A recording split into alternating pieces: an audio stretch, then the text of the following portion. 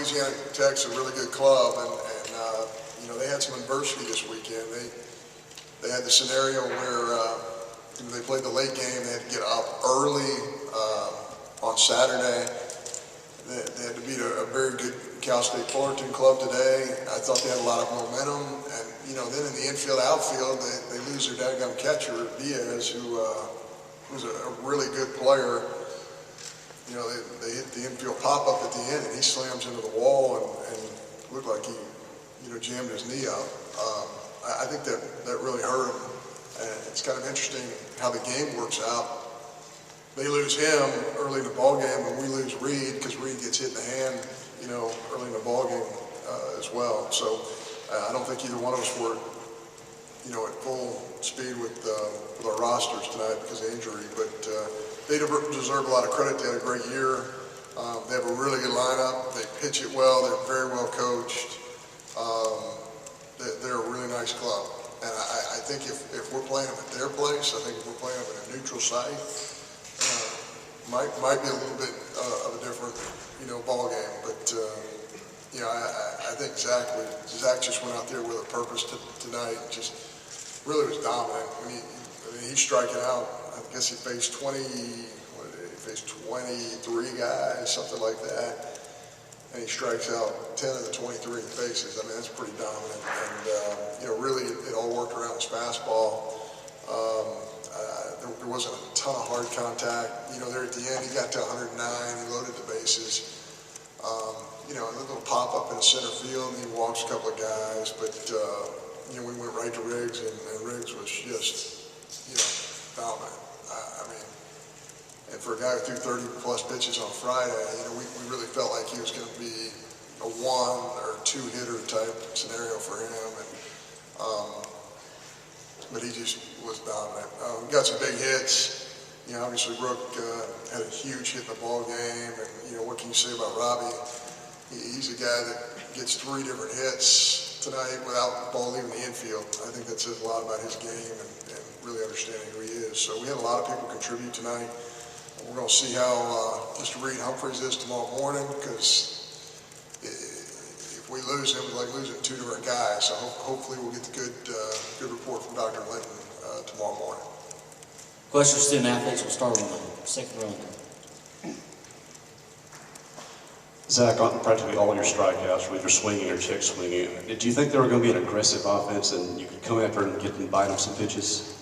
Yeah, I knew they were coming into this game. They were looking to swing. They were looking to put up some runs, and you know, I just went with my fastball primarily. It had good life on it, and then later in the game, around the 3rd inning, I started getting command over my breaking ball, and I started using that as well.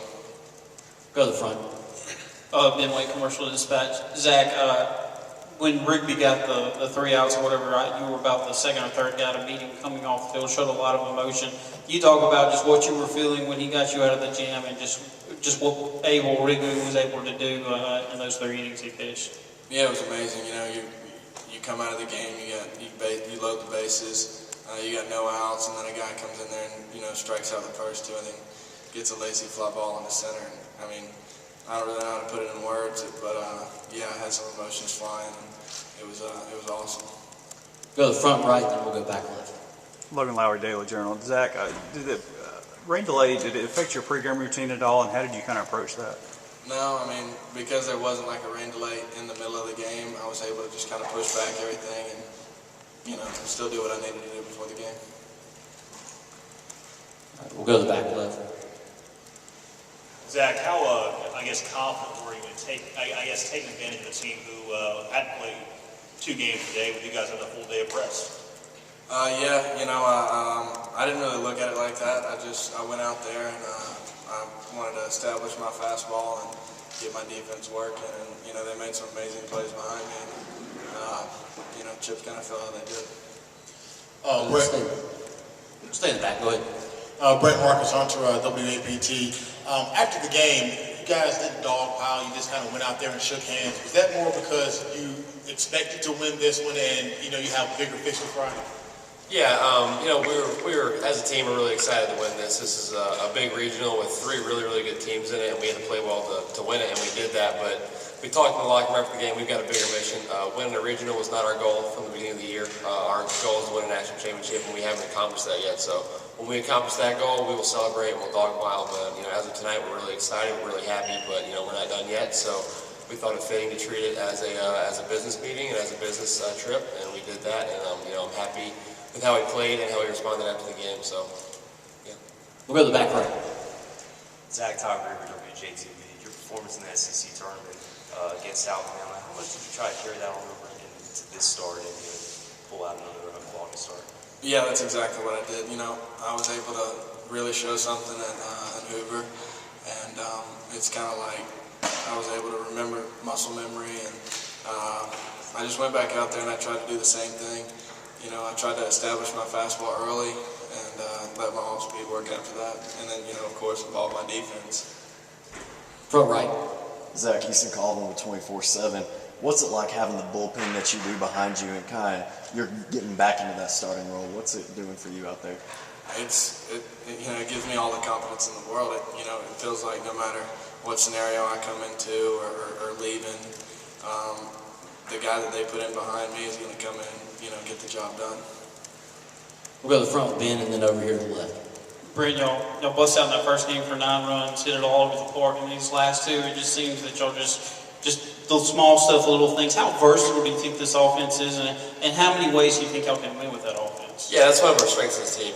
Like you said, we scored 9 early on, and then we faced 2 really good arms the last 2 games, and the righty from Florida, and this guy started this game. So, we're just, as an offense, we're willing to do what it takes to win the game. If that's hitting doubles in the gaps and hitting balls over the fence, we're going to do that. If it takes getting bunts down, moving guys over, and playing a little small ball to get the runs we need, that's what we're going to do. But, anytime pitching staff goes up a 0 like they did tonight, it gives an offense, makes an offense comfortable knowing that whatever you put on the board is going to be enough, because our pitchers have been as dominant as they have.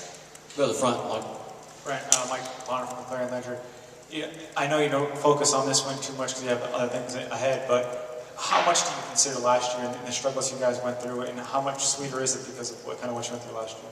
Yeah, the core of our team, a lot of the guys were a part of that team last year, and it helped us grow and get to this point. So, we know what it feels like to not succeed, and that helps us succeed even more, and, helps the success be a little bit sweeter. So, I'm proud of the guys that were here last year and the way we've rebounded this year and the way we've led, and to get us this point. We've got 2 more questions from the players. We'll start in the front and then go to the back. Zach, obviously to go from the bullpen into a starting role, it takes a different level of command to kind of get through the lineup multiple times. How have you grown to the point where you've got that command? What's kind of the key for you to developing that? I think it's just really working. I put in the hours. Me and Trent Waddell, we literally worked on it every single day. In those games that I didn't pitch, I was just chomping at the bit. I was ready to get in there. And then I told myself if I did get that opportunity, I was going to seize it. Steve Roberts from Dogs Bite, Jeans Baked. Zach, when you had some struggles early in the season, did you ever think you'd be here pitching for a regional championship? I knew we'd be here, but I didn't know that if I would be the one starting the game. But I'm glad things have worked out like they have. All right. Thank you, Zach. Thank you, Brent. Congratulations. We'll now take questions for Coach Cohen. Start in the back left. Coach Cohen, you knew how well Louisiana Tech was hitting the last few games. I guess were you worried about that coming into this game despite Zach being on the mound? Yeah, I feel like, if you watch them on film and watch what they did this regional, those arms they're facing from Fullerton, pretty darn good arms. And they took good swings in some key situations. I thought the game they played earlier today really was impressive. Their at-bats, the way they handled the offense, Coach Goff, Coach Wells, Coach Ostrander, they've done a really good job with this baseball team. And they've, Louisiana Tech's got a great tradition going all the way back to Gravy Patterson, but it's really amazing what they've done in a short amount of time. We'll go to the second row on left. John, having Zach come on like he has with Hudson and Sexton still there, what does that do just for the strength of your staff and the strength of this team? Well, I think, we have some guys who love competing with each other to get that opportunity. You got Pilkington sitting right next to me keeping the chart. case he has to pitch tomorrow. That guy wants to pitch too, and boy, his numbers are pretty darn good. So he's kind of chomping at the bit to get that opportunity as well. Yeah, I'm just really proud of these kids because they just come so far. And I think Brent said it best. I mean, we have a core of guys who really had a chip on their, they still do have a chip on their shoulder. They want to show the world that they're better than what happened a year ago. But I think that coupled with some newcomers and some good work in the summer, and kind of coming together in the fall and the early portion of spring, has really created a really nice ball club. Go to the front to Ben and then the back left. Yeah, you've gone to Rigby a lot with the bases loaded. Can you just talk about just how easy that option was tonight? And then you mentioned that he was only a one or two guy y'all thought. What made y'all stick with him there to the ninth? Well, we make a lot of decisions based on misses. So when Zach got to 117 or I thought on our chart it said 109, but I'm reading 117 here. But he had some big arm side misses, and when you have arm side misses, the delivery's really breaking down. And you're asking me about Riggs. He kept getting to his glove hand side, and when you get to your glove, that means you deliver, you stay on line, and because he's a low arm slide guy, there's much more of a tendency to miss to your arm side and maybe hit the right-handed hitter or get in on the right-handed hitter. So the fact that he was getting to his glove and getting, away from the right-handed hitter, the ball just came out of his hand really, really well. So I think we would have had to have a crowbar to get it out of Rigby's hands tonight because he was just feeling it. He's an unbelievably competitive kid. All of our kids are competitive, but he's on a different level in terms of the way that he competes. Back left, and then we'll come front. Coach, with you guys getting a full 24 hours to rest and relax, and your opposition getting 2 or 3 pretty much, did you see that as an advantage? Oh, I think it was an advantage all the way. I mean, when you look at what Fullerton and Louisiana Tech had to deal with, Friday night, it's not a nightmare because all these kids grow up playing summer baseball and having to do what they did. But boy, it doesn't happen a lot in college. To where they're getting into bed at 1 o'clock in the morning, they're getting them up at 6:30, they're out here at 8 a.m. They got to finish a ball game up. That's difficult. And then they have to play another ball game. Tech does, and Fullerton has us in the nightcap there. And then they had a tough schedule. There's no question about it. It's kind of the nature of how weather works, and it's kind of the nature of how the NCAA tournament works. And I think we were very fortunate that for the most part the weather was kind of in our favor. Come to the front, Mike. John, with Rigby already going once in the regional, how long was his leash necessarily, and why did you go with him in that situation? Well, we have a right-handed hitter, and Riggs is one of those guys that can just throw fastballs and get a lot of people out. We knew we needed a ground ball. He's one of our best ground ball guys. Didn't necessarily need the strikeout. With a 4-run lead, we're thinking more ground ball in that situation, but he did get the strikeout. In fact, he got 2, and then he gets the pop up to center. So that was our idea behind that. And we're saying, hey, I'm talking with Wes Johnson, and I'm like, Wes, if he can just get us through this little jam right here, let's take him out. But the stuff was so good, and Wes goes down to the end of the dugout. He's like, Coach, he's going to threaten to kill somebody if we take him out of here. I mean, he's like a caveman down there. I mean, that kid has a different look on his face when he's competing. And he did not want to relinquish that baseball. We'll go to the back, and then we'll come to the front right. Coach, after winning the SEC and getting that number 6 national seed, knowing how difficult these regionals can be, is it almost a relief to be able to get this thing taken care of in 3 games? Yeah. Hey, when you're coaching the SEC in any sport, when you win, it's a relief. There's no question about that. There's not as much joy and a whole lot of relief when you're fortunate enough to win some ball games. And I more than anything, I'm just really proud of these kids. Yeah, I think winning it in 3 instead of 4, which is the point of your question, is significant because if you have to play the game tomorrow night, it really changed the nature of schedule. Although, we definitely wanted to win this game and end this thing tonight, but, we did have Pilkington available, and because he didn't get to pitch, we're going to have to simulate some stuff for him tomorrow. and kind of create a starting type scenario for them. Because, you know, we're probably at some point in time, you know, we've got to get Pilkington back on the mound, and there's some other guys as well. Come to the front, Ben. Brent was talking about just the versatility of this offense. Can you just talk about these last two games, kind of grinded out offense and just kind of what it does when y'all can hit it long or just hit it, you know, shallow and just spun it all over the bar? Well, you know, this ballpark, especially tonight when the air is heavy and the ball's just not traveling, you got to find a different way to score because you're just not going to hit a ball this ballpark under those conditions. They hit some balls really hard, and right off the barrel, our kids know that it's not going to leave this ballpark. So when the wind's blowing out, you got to have a plan against certain guys. When it's not blowing out like tonight, you got to have a different plan. I thought our kids did a great job of being ground ball, line drive oriented, and just seizing the moment when we had some opportunities to score. We did, and you know, I think Robbie's pretty symbolic of what we're trying to do tonight. Robbie didn't hit a ball out of the infield. He gets 3 hits, and you know, ends up scoring a.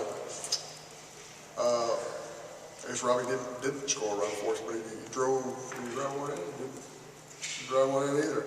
But I think, you know, he had 3 great at bats, pressure at bats in elongated innings, and you know, I thought Gavin's RBI with 2 outs was just huge. Boy, hits the 4-hole right there. Rooker's ball, you know, there's a 2-out RBI was huge.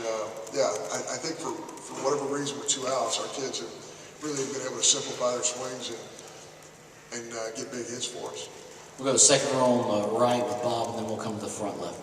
This is back-to-back nights you're talking about 2 different pitchers having great performances. As good as the players have been, what kind of credit does Wes Johnson deserve? Oh, Wes has done a heck of a job with him, and Wes has really opened, you know, our eyes to some things involving TrackMan and about spin and about, you know, I feel like our kids have just had an incredible experience because, you know, I feel like the 2 of the best pitching coaches in the entire country have worked with our pitching staff this year. You know, Butch did a great job with them. Butch is responsible for recruiting a lot of these kids, and Wes has just come in and just seamlessly taken over our pitching staff, which is, you know, it's really hard to do. You know, when you have the shadow of somebody like Butch who did a great job, Wes just stepped in and took it over, and our kids love him, and he can really communicate, and he really can break down the delivery in a way that these kids lock onto, and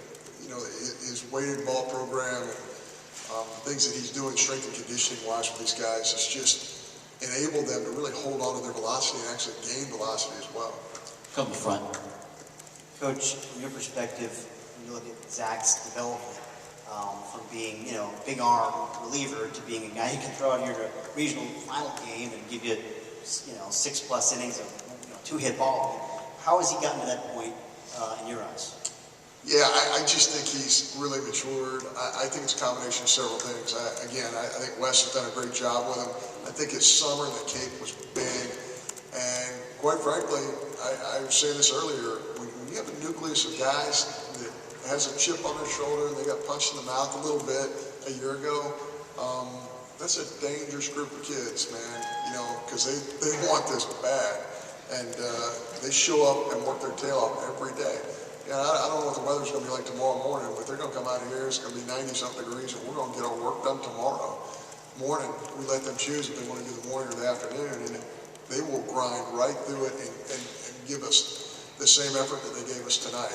It's a great group, and I'm glad you guys asked this question, because I was so proud of the fact that they handled it in such a business-like fashion when they won this thing, because they know that they have, you know, a bigger gold mine, and that's not to say that this isn't a big deal. It's a big deal. Winning the SEC is a big deal.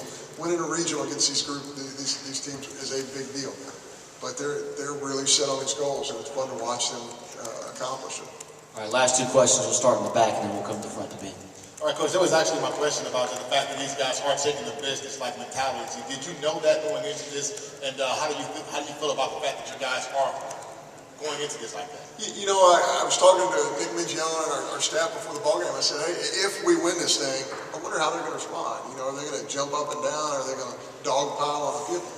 Because we don't tell them to do it or not to do it. It's just kind of something that's spontaneous. And the way they responded was pretty businesslike, and I have to admit, I was very impressed with the maturity of our kids there. Come to the front, last question, Ben. You know, Lafayette's obviously got to beat Arizona at least once tomorrow, but can you just talk about the possibility of facing Lafayette, the team that put you out in 2014? Yeah, they're really good, and I can tell you the truth. You know, this is how superstitious I am, along with the rest of our staff. I don't know if I can name 3 of their players on their team right now, just because we're so superstitious. We don't want to do any research until we win this sucker here, and then move forward there. I did see him play a little bit today online, but not very much. I know they're a very good club. I know they're on fire. I know they have a pretty high RPI. I know Arizona's a very dangerous club as well. So whoever we get in here, it's going to be somebody that's battle-tested and really good and can beat us. And I think all of our kids realize that. All right, thank you, Coach. Congratulations.